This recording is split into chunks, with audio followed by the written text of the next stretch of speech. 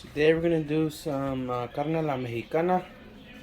I grabbed two medium tomatoes, cut them in cubes, one onion, one medium onion, cut it almost the same way, and one large jalapeno and a little bit of cilantro. Um, should be a quick and easy recipe for you guys. I had some meat left over that I had cooked yesterday, so I figure I'll make some carne a la mexicana today. Order the kids some pizza. So let's get it going. So like I said, two medium tomatoes, one medium onion, and one large jalapeno, and a few bunches of cilantro. So let's just start by, and we're gonna cut up some meat. So I'm using espaldilla today, but you could use anything, ranchera, espaldilla, desmillo. Meat usually you grill, so I just cut them in slices like this. If you want to cut some fat off, you can. This one didn't have a lot of fat. That way you won't be eating big old chunks of fat while you're eating the meat. So just cut it in slices like this. I probably got about two pounds of carne. Probably should be enough. So I'm just gonna cut up this meat and then I'll get back to you guys. So I'm done cutting all the bistec. I got about 4 pieces of bistec in there, so it's about 2 pounds. Like I said, cut it in slices like this. You can use espaldilla, desmillo, ranchera. It all depends what price the meat is, but you know, usually desmillo or espaldilla run a little cheaper than flat meat. So let's get over to the stove and start. I got the pan warm. I'm gonna throw some oil in there. I'm using olive oil, but you can use the oil of your liking. So just put it in this little squeeze bottle, making it quick. So we're gonna use for seasoning cumin, black pepper, and salt. That's all we're gonna do. So we're just gonna let the pan get hot, and then we're gonna start adding our ingredients. So we're gonna start off by adding your onion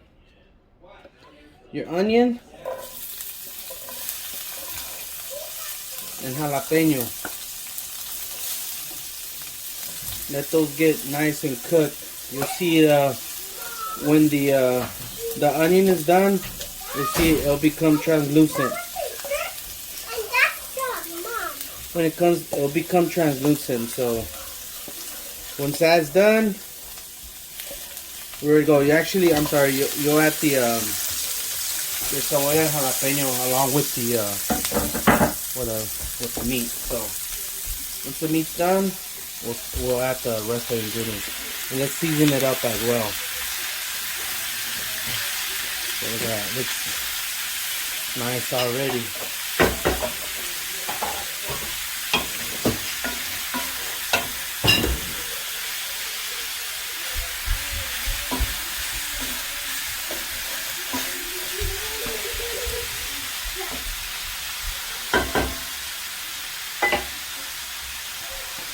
Add some salt.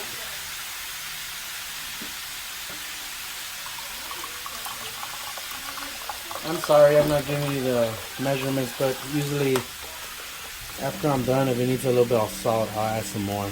Some black pepper. Obviously, you don't want to overdo the salt and the black pepper.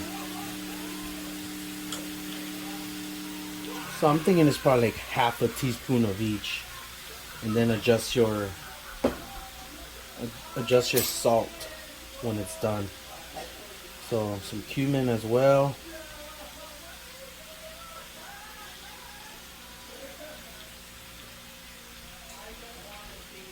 Smells so good, especially with the jalapenos and onions.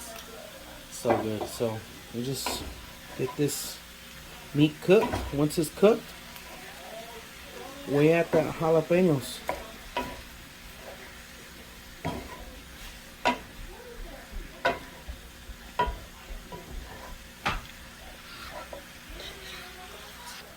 You could add a lid to your pot. That way the steam cooks the meat and makes it a little tender for you, so it won't be tough. Hopefully you get some good meat. It's not that tough. So usually at the place I get it, they give us some good meat, so it's never that tough, or it's pretty tender most of the time. But just put a lid on it, that way everything cooks nicely, and just let that cook until the meat's done.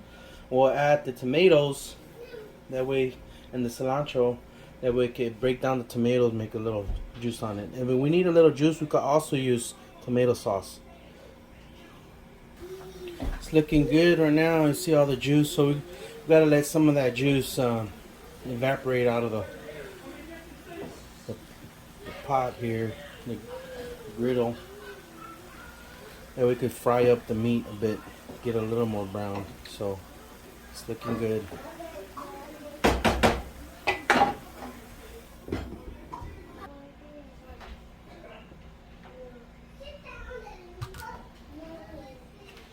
I'm gonna make some beans on another pot, some refried beans, just to go as a side for this, for the carne a la mexicana. You can serve it with rice and beans.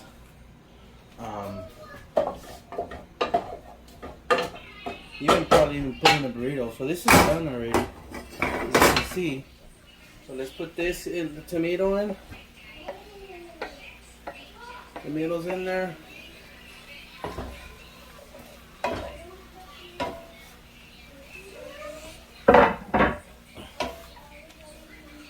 And the pieces of cilantro, let me chop them up a little bit.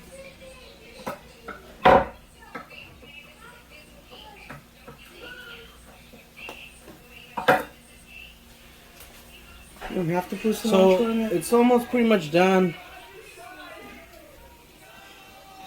So I got that cooking, making my side, making the frijoles. I got them de lata. Whatever works for you guys. You guys have a pot at home already ready.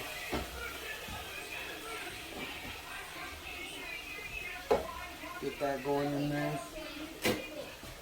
Got this. So I'm gonna add a little bit of tomato sauce. So I only had half of it. This is an 8 ounce can, so I'll add 4 ounces.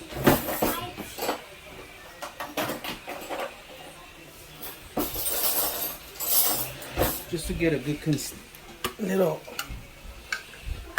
sauce in the bottom of this, and it could cook everything a little bit more.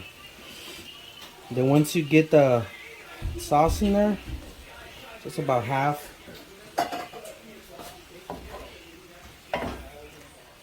You could also add, if you have papas, but the papas you cut them in cuadritos, little squares, and then you fry them. Then when they're fried, just toss them in here. Look at that! You can see the little sauce that's developed already in the bottom. It's already smells so good.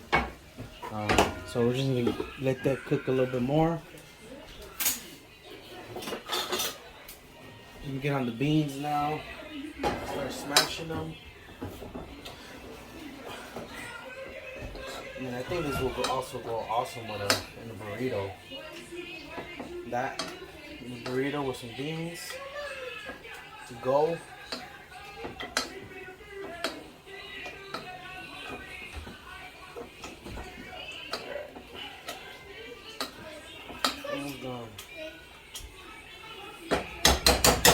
Alright people, we're already here with the food. I got the tortillas warming up already. So, I'm gonna just plate this. What's up? Look at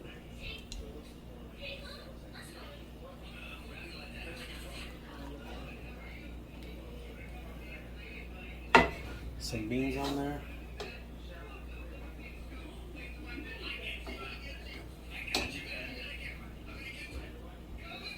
Tortillas.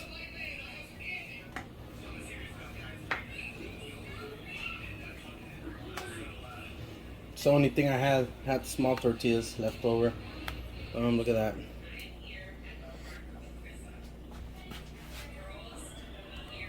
Look at that. That looks good. Look at that. Just get in there, everything. Alright people, the plate's all done. Let's give this a try. Put a little bit of beans on there. Carne a la mexicana. Quick and easy. This whole process took what? 30 minutes. No more than that.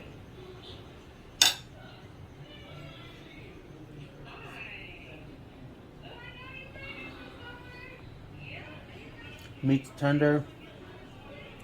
You could, I mean, if your wife doesn't like a lot of jalapeno or chile, this is perfect. It's like medium. It's real good. The beans, I mean, I got them de lata, but hey, that's what I had around. Got 4 kids. Don't have a time to be making a big old pot of beans, but this is what we do.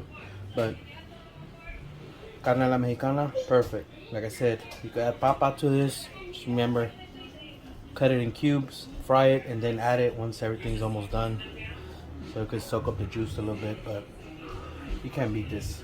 30 minutes. You have some leftover steak, espaldilla, desmillo, ranchera. It's gonna be great. Thanks for watching us. Subscribe. Salcedo Family Channel. Thank you.